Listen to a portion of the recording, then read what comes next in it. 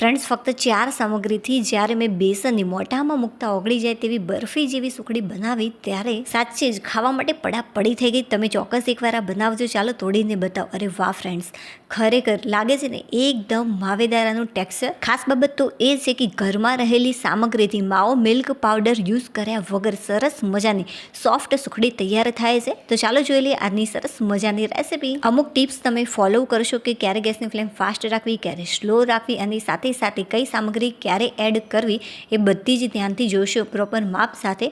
તો મારી ગેરંટી છે કે પહેલી જ વારમાં એકદમ પરફેક્ટ આ રેસીપી તૈયાર થશે.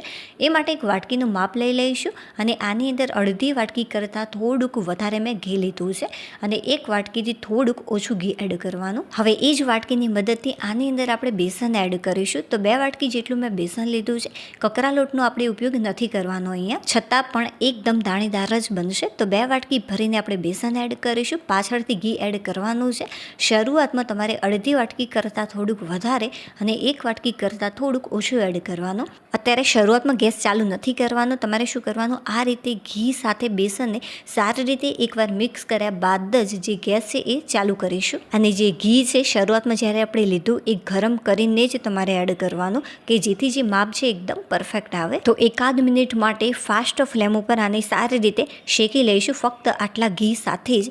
અને ત્યારબાદ ફરીથી આપણે આની અંદર ઘી એડ કરીશું. 1 મિનિટ જેટલો સમય થઈ ગયો છે અને આની અંદરથી સારી એવી સુગંધ પણ આવવા લાગી છે. આ રીતે જે મિક્સર છે છૂટું છૂટું પડવા લાગે ત્યારબાદ આપણે આની અંદર ફરીથી ગરમ કરેલું પાવ વાટકી જેટલું ઘી એડ કરીશું. ટોટલ મિત્રો આની અંદર 1 વાટકી જેટલા ઘીનો ઉપયોગ થયો છે. સ્ટાર્ટિંગમાં બધું જ ઘી તમારે એડ નહીં કરી દેવાનું. આ રીતે મેં તમને કહ્યું એ પ્રમાણે અડધી વાટકી કરતાં વધારે શરૂઆતમાં ઘી લઈ લેવાનું અને ત્યારબાદ આ રીતે પાવ વાટકી જેટલું ઘી એડ કરી દેવાનું. હવે જે ગેસની ફ્લેમ છે એ મેં અત્યારે પણ ફાસ્ટ જ રાખી છે અને ફાસ્ટ ફ્લેમ ઉપર ફરીથી 1 મિનિટ માટે આ રીતે આને શેકી લેવાનું. આની અંદર બિલકુલ પણ કણીઓ ન પડે એનું ખાસ ધ્યાન રાખવાનું. આ રીતે તમારે તાવેતાને થોડુંક પ્રેસ કરતાં મિક્સ કરવાનું કે જેથી સરસ મજાનો બધું જ લોટ એક સરખી રીતે શેકાઈ જાય. વચ્ચે બિલકુલ પણ ઊભું નથી રહેવાનું. આ રીતે સતત આને મિક્સ કરવાનું કે જેથી જે લોટ છે સરખી રીતે શેકાઈ જાય. 1 મિનિટ જેટલો સમય થઈ ગયો છે. હવે જે ગેસની ફ્લેમ છે આપણે મીડિયમ થોડી કરી દઈશું. બહુ ધીમી પણ નથી રાખવાની અને બહુ ફાસ્ટ પણ નથી રાખવાની. જો તમારા જોડે નોનસ્ટિક વાસણ ન હોય, તમે કોઈ બીજા વાસણની અંદર આ તૈયાર કરી રહ્યા હોય તો બને ત્યાં સુધી જે ગેસની ફ્લેમ છે એ મીડિયમ જ રાખવાની, કાં તો પછી ધીમી રાખવાની કે જેથી આ બિલકુલ પણ દાજે નહીં. બટ હા, એમાં થોડોક સમય વધારે લાગશે, બાકી કંઈ જ ફરક નહીં પડે. જે રેસીપી છે એકદમ દાણેદાર જ બનવાની. હવે જે ગેસની ફ્લેમ છે એકદમ ધીમી કરી દઈશું. ફ્રેન્ડ્સ, માવેદાર ટેક્સચર માટે મેં લીધી છે ઘરની મલાઈ. જે આપણે દૂધ ગરમ કરીએ છીએ અને ઉપર પરત જામતી હોય છે, બસ એને જ કહેવાય મલાઈ. તો આપણે એ એડ કરીશું અડધી વાટકી જેટલી. જો ચમચીની મદદથી માપીએ તો 3 મોટી ચમચી ભરીને મેં આની અંદર મલાઈ એડ કરી છે. જે ગેસની ફ્લેમ છે એકદમ ધીમી જ રાખવાની જ્યારે તમે આની અંદર મલાઈ એડ કરતા હોય ત્યારે. હવે બસ સારી રીતે મિક્સ કરવાનું. આ રીતે મલાઈ એડ કરવાથી આની અંદર સરસ મજાની એક માવેદાર ટેક્સચર તૈયાર થશે.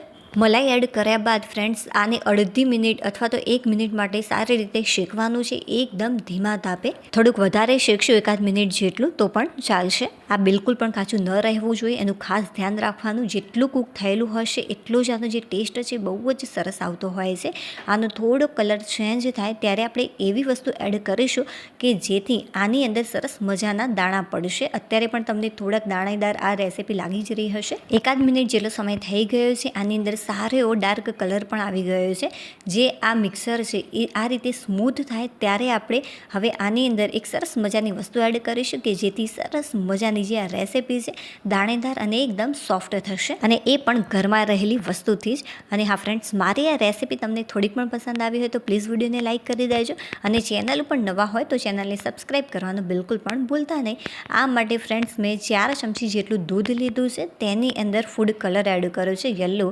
જો ફૂડ કલર ન હોય તો તમે આના વગર પણ તૈયાર કરી શકો છો, અથવા તો થોડીક હળદર એડ કરી દેશો તો પણ આનો સારો એવો કલર આવી જશે. ખાસ બાબત એ છે કે એકી સાથે સાથે બધું જ દૂધ એડ નહીં કરી દેવાનું. આ રીતે 1 ચમચી જેટલું દૂધ એડ કરવાનું અને સારી રીતે મિક્સ કરી લેવાનું. તો આમ કરતાં મેં ટોટલ 4 ચમચી જેટલું આની અંદર દૂધ એડ કર્યું છે અને બસ આ રીતે મિક્સ કર્યું. તો ફ્રેન્ડ્સ, આ રીતે દૂધ એડ કરવાથી આની અંદર સરસ મજાના દાણા પડશે અને દાણેદાર આપણી આ સુખડી તૈયાર થશે. જે ગેસની ફ્લેમ છે એકદમ ધીમી જ રાખવાની. તમે વિડીયોની અંદર જોઈ શકો છો કે આ રીતે 1 ચમચી જેટલું દૂધ એડ કરી બધું જ સારી રીતે મેં મિક્સ કરી લીધું.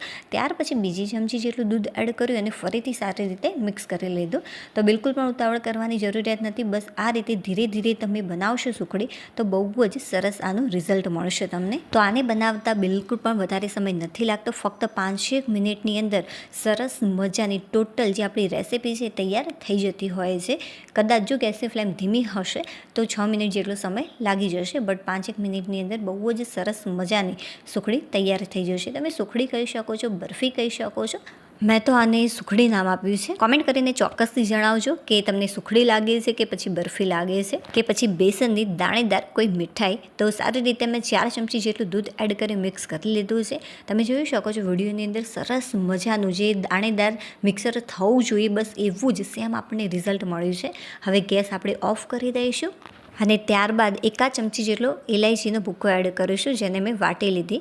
તો બસ આ રીતે મિક્સ કરી લેવાનું. લાસ્ટમાં ખાસ બાબત તો એ છે કે આની અંદર કોઈ પણ પ્રકારની ચાસણી બનાવવાની જરૂરિયાત નથી રહેતી. ચાસણી વગર જ જે રેસીપી છે એ સુપર સોફ્ટ અને બહુ જ એકદમ માવેદાર બનશે. હવે જે મિક્સર છે એને મેં નીચે ઉતારી લીધું છે.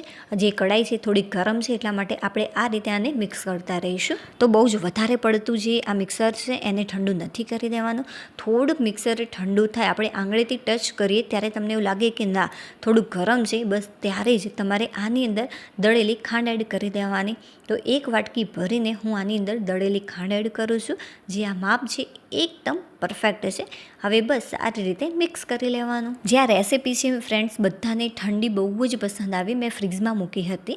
બહાર પણ આ સારી એવી થઈ જશે, બટ ફ્રીજમાં મૂકવાથી જે આનો ટેસ્ટ છે એકદમ ઠંડી મીઠાઈ ખાવાનો સુપર્બ લાગતો હોય છે. તો ચોક્કસથી એકવાર હું તમને જે સ્ટેપ બતાવવા જઈ રહી છું અત્યારે એ ફોલો કરજો. બધાને બહુ જ પસંદ આવશે. મોબાઈલની ફ્રેન્ડ્સ લાઇટ ઓફ હતી એટલા માટે એનો જે કલર છે તમને વધારે ડાર્ક દેખાતો હતો. મેં આની અંદર યલો કલર એડ કર્યો છે. બહુ જ સરસ મજાની યલો સુખડી તૈયાર છે. પણ જે પ્લેટ છે એ મેં પાતળી લીધી હતી, મતલબ કે બહુ જ એકદમ પાતળી સુખડી તૈયાર થાત, બટ મને થોડી ઘટ પસંદ છે, જાડી. એટલા માટે મેં શું કર્યું, એક નાની પ્લેટની અંદર બધું જ મિક્સર લઈ લીધું. મિક્સર હજુ ગરમ છે એટલા માટે એકદમ આસાનીથી આ સેટ થઈ જશે, બટ જો વધારે પડતું ઠંડુ થઈ ગયું હોય તો આ રીતે પ્લેટમાં ટ્રાન્સફર ન થઈ શકે. મેં આને ફ્રીજમાં મૂકી દીધી હતી અડધો કલાક માટે. તો સરસ મજાની આ સેટ થઈ ગઈ છે.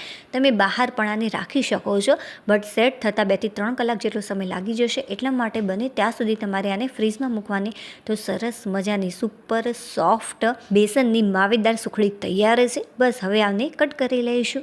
ચાલો હવે હું તમને તોડીને બતાવું. કટકા કર્યા બાદ ફ્રેન્ડ્સ મેં આને ફ્રીજમાં મૂકી દીધી હતી. તો સરસ મજાની એકદમ આ કડક થઈ ગઈ છે. તમે બહાર પણ આને રાખી શકો છો, બટ મને ઠંડી અને આ રીતે કડક વધારે પસંદ છે. એટલા માટે બને ત્યાં સુધી તમે પણ ફ્રીજમાં મૂકીને ટ્રાય કરજો. બધાને બહુ જ પસંદ આવશે. ચાલો હવે આપણે ફરીથી મળીશું એક નવી રેસીપી સાથે. ત્યાં સુધી બાય. વાવ ફ્રેન્ડ્સ, સુપર્બ લાગી.